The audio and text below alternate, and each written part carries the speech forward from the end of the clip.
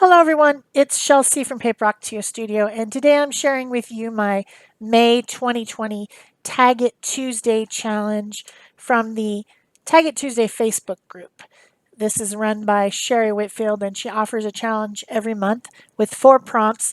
The rules are to use at least 2 prompts, and they don't have to be in order or anything. You just have to use 2 of them. I just use all 4 because I'm used to having more prompts. So the first thing that was a prompt was add black marker or pen. And I wanted to do some gestural, some mark making, which I'm really enjoying lately, using these large gestures. And I wanted to be able to blend it out and make it interesting on the tag. This is a manila cardstock tag. It's manufactured, and I have 1,000. I had at one point 1,000 of them. So this is what I use for my altered shipping tags, which is a common thing that you see in mixed media. So the first thing I tried was to use my Pentel Pocket brush pen, which is an India ink pen, on my tag. And when I did that, it wouldn't blend out with my water brush because it absorbed immediately into the manila cardstock. And so I flipped it over and I put a layer of gesso, this is golden gesso, on my tag first. And then I repeated my gestural mark making, and I could blend it.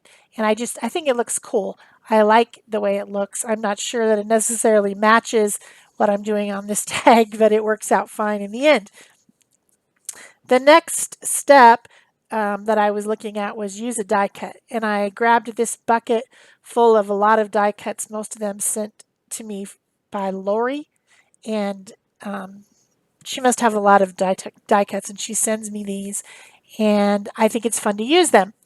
And so I was looking through them trying to find things like mountains or trees, because that was one of the prompts, was to use mountains or trees. And I found these little palm trees that's a die cut, and I wanted to use that. I'm really just been fantasizing about just sitting at the beach with a pina colada and just relaxing.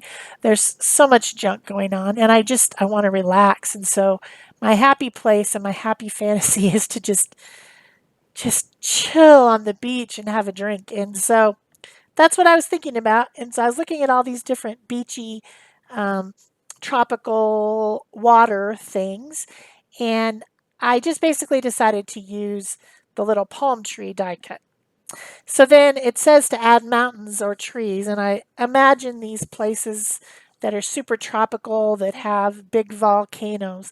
And so I decided to use some of this gel print paper that I was making yesterday for another project to make some pointy mountains, like they would be volcanic type mountains in the background, and then to have this foreground of ocean and sand and things like that to go with my palm trees that I picked out.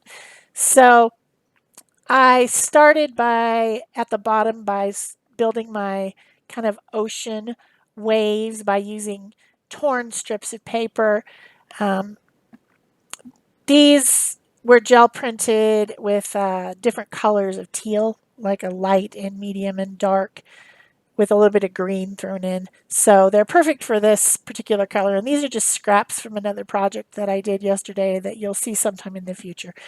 And so I'm tearing them and kind of making this this lighter part where the water would be kind of eddying in and out, and we've got, waves and water undulating like it does, which fascinates me. That's probably the thing that relaxes me when I think about the beach and the water, is that motion of rocking. It seems very soothing to me. I am a person who was probably rocked to sleep when I was a child, and I still rock myself sometimes to calm myself down. I don't know if anyone else does that. Like in bed, I'll just wiggle my leg back and forth to rock me. That's soothing to me. So this might be why I mean, we've all got anxiety right now. And yeah, I need to be soothed. So I've cut out these different little bits from scraps, that are kind of like pointy triangles, and I'm tucking them in and figuring out how to put my mountains and then my ocean in the foreground.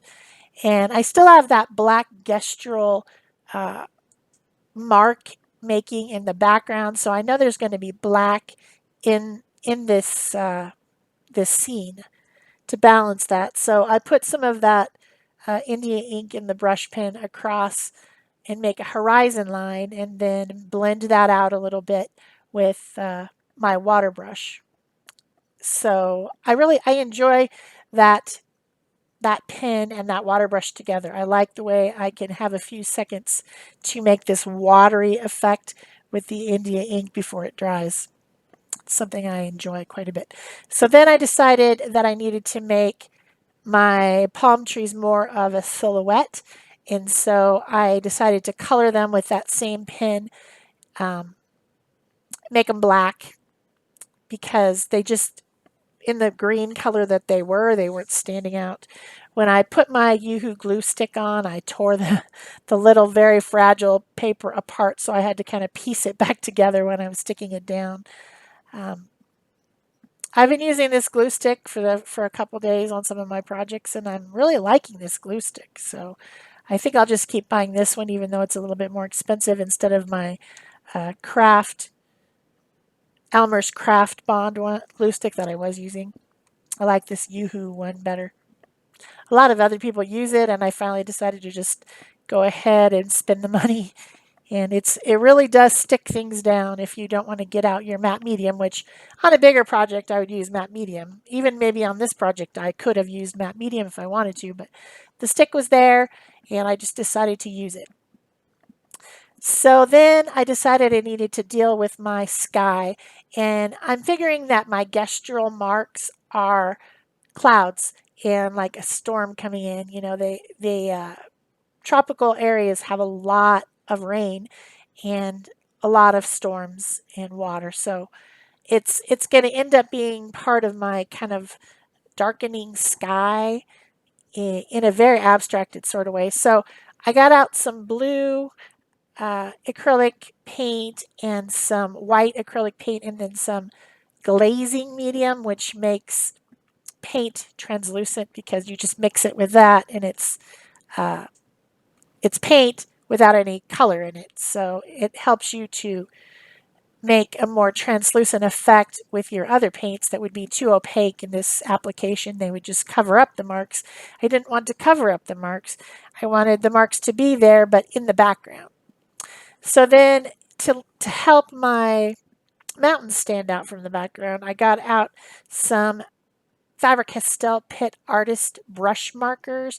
These are also India ink. India ink is a pigment that's suspended in gelatin, just different than other kinds of inks, but it is permanent when dry, which is why I like to use it for mixed media. And I have this set of pens, a lot of different colors, so I'm using some blue color, kind of a medium blue, to go around the outsides of my little mountains and make them be differentiated from the background. And once that's dry, I realize that I still need some more clouds. So I get my water brush pen again and some of that white paint that's on my palette, and I make a gestural mark in white across the top there. And now I think that gives more of the idea that there's clouds in the sky, having the white contrasting with the dark. So then, of course, if you're in the sun on the beach, you need a sunshine, right? So I was looking for some yellow papers and I realized that I could use some of this yellow paper on the bottom as well because I need sand.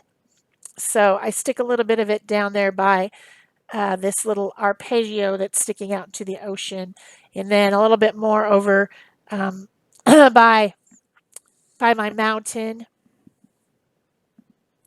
And then I've got kind of a yellow sand, and then I know that's going to coordinate with my sun, which I'm going to put on there. That's kind of the same color. It's Naples yellow acrylic paint on a gel plate, and it has crusty bits in it, which is what I like. It's all part of the same piece. And then I think I need another little palm tree over there in the distance. So I take the other half of that die cut that I cut apart. I take the tiniest little tree that is on there, color it black, and I put it over there by the mountains. If you're enjoying this video, please remember to give it a thumbs up and leave me a comment. My views are going up, but my interest in comments and things like that are going down, and I'm not sure why. I don't know what's going on. They give us this chart, and you're supposed to look at the chart and understand what's happening to your channel, but it's too complicated. But I just know that the numbers are going down, which makes my um, clicked ads go down. I don't know. Anyway, so please remember to thumbs up and comment if you are one of my regulars coming across this video and you enjoy it. Also, you can share it, pin it on Pinterest, any of those things. You can also donate to my channel. There's a PayPal me donation button at the bottom too. Everyone everywhere right now is struggling with the quarantine, and my little channel is as well. So I cut out a piece of sun there and put it in the sky. It's that same colored paper. And then I added a little bit of yellow India ink around it to make it kind of glow. And I did that with my sand as well. I backed my tag with some black cardstock. I like to have that edge around my pieces, my tags in particular, and sometimes my artist trading cards. I like the border. It's kind of like a frame. It just makes it seem more substantial and more important. And then, of course, I'm going to add some fibers to it. At the top, I need to punch my hole. There's still a place I thought was a little bit dark, so I added some more white paint and a little bit more of that blue. And then I picked a darker blue and added that as well, kind of down in the valleys of my mountains. Still trying to make the scene be balanced. I added some orange around my glow to make my sun a little bit more substantial. Happy with that. Moving on. Here are a package of shells for Shel, which I believe were sent to me by Debbie. She lives in Florida. I think she's the one that sent them. If I'm wrong, I'm sorry, but I'm pretty sure.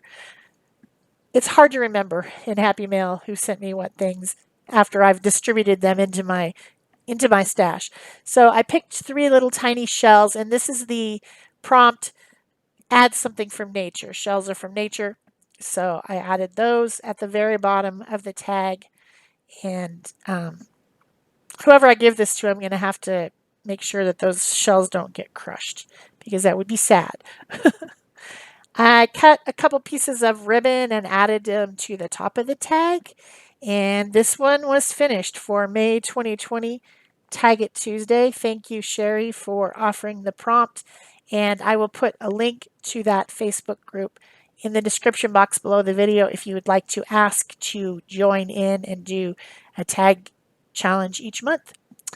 That is it for me. Thanks for watching, and here come the close-ups.